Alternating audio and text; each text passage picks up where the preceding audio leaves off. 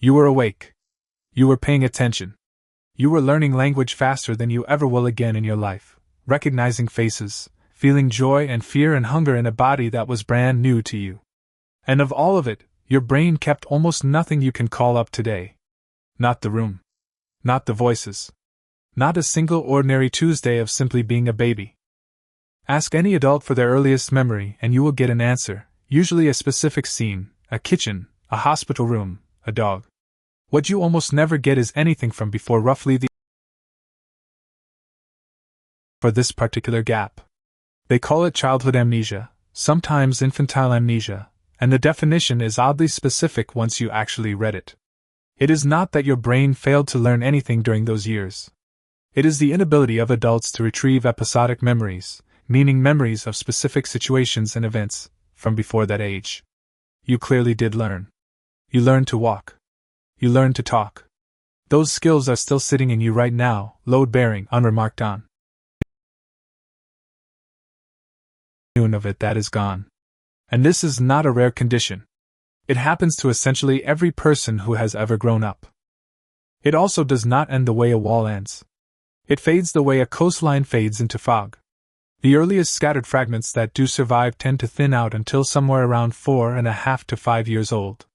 Full autobiographical memory, the kind where you can place events on a connected timeline of your own life rather than as an isolated flash, does not really settle into place until around 5 or 6.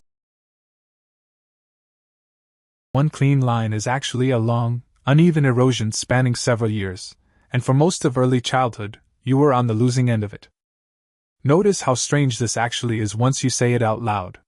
Those exact same years are widely considered the fastest, most efficient learning period of an entire human life.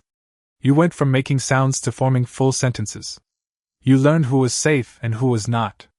You built the physical skill of walking well enough that you have never had to consciously think about it again. Your brain, during this stretch, was not underperforming. By almost every other measure, it was working close to peak capacity. It simply was not saving the footage. One research team decided to actually watch that erosion happen in real time, instead of only asking adults to look backward across decades of static.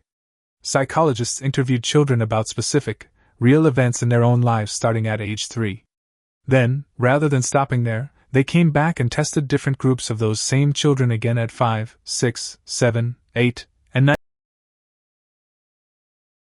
Exact same events. The researcher who led that work, Patricia Bauer, later described it plainly.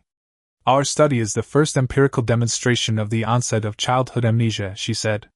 We actually recorded the memories of children, and then we followed them into the future to track when they forgot these memories. What her team found was specific enough to plot on a graph.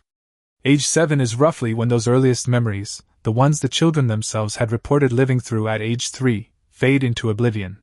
Not a slow, permanent weakening. An actual, schedulable disappearance. So what is going wrong, or right, underneath all of this? Researchers have circled a few candidate answers, and no single one of them closes the case alone.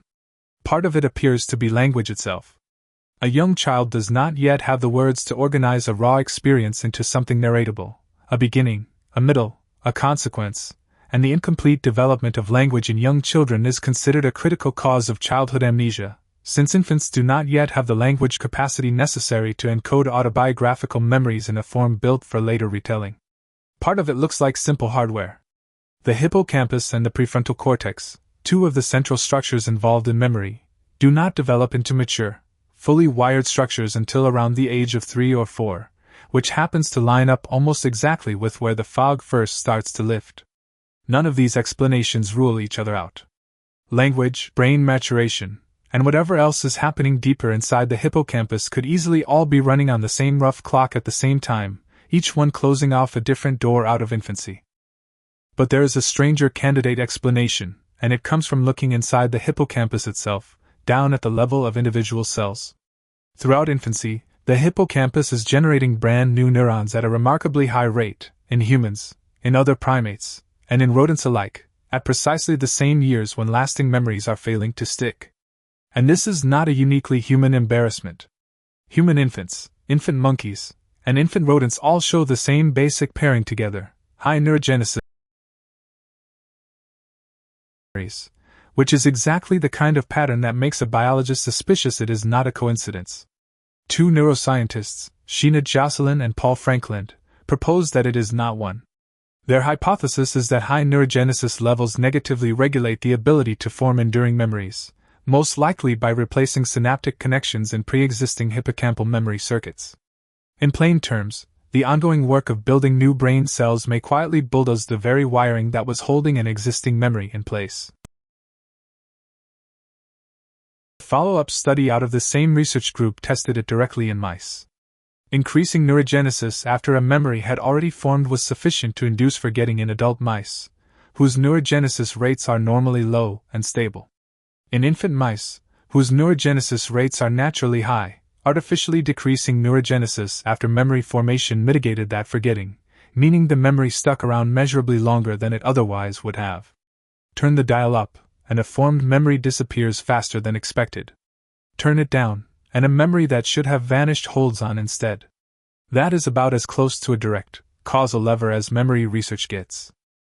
For years, this neurogenesis story was the leading biological explanation on offer, and it had the appeal of also explaining why the fog does eventually lift.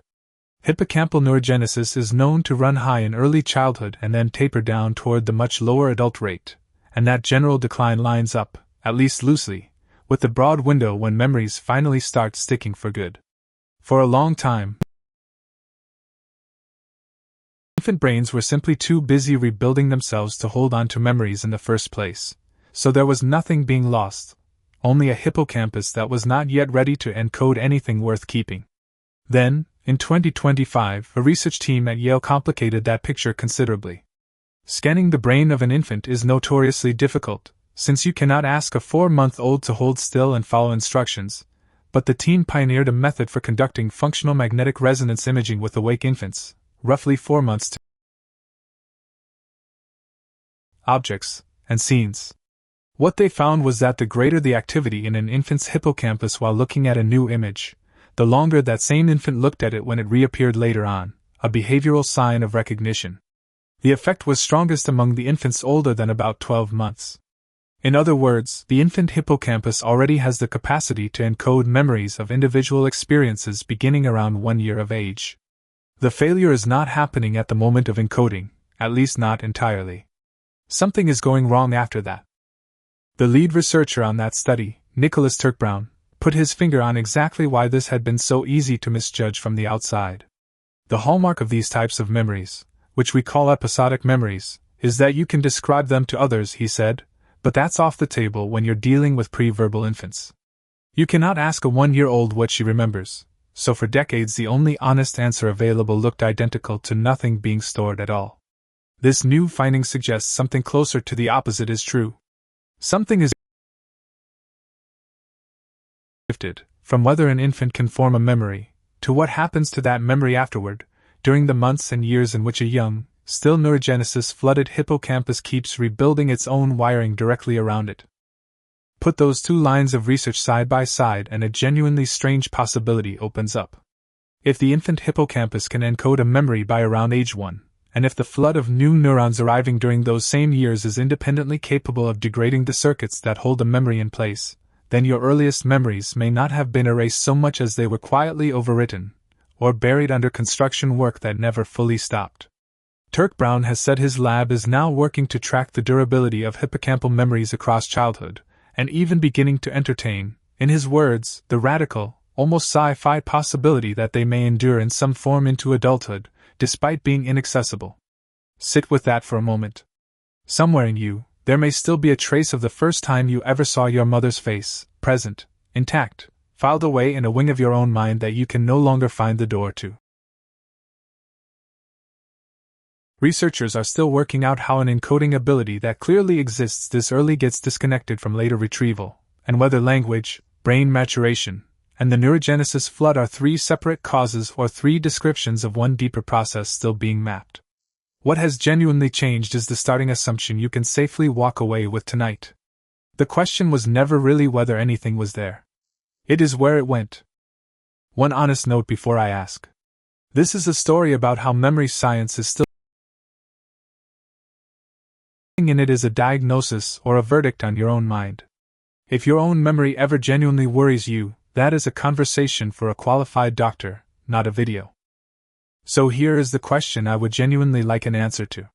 What is your own earliest memory, and how old were you when it actually happened? Tell me in the comments, and if someone in your family remembers you at that same age, go ask them what they remember instead, and compare the two versions. Next time, we go to the opposite extreme of feeling completely present. What is actually happening inside your body in the exact moment something terrifies you, faster than you could ever consciously register the threat? I will see you there.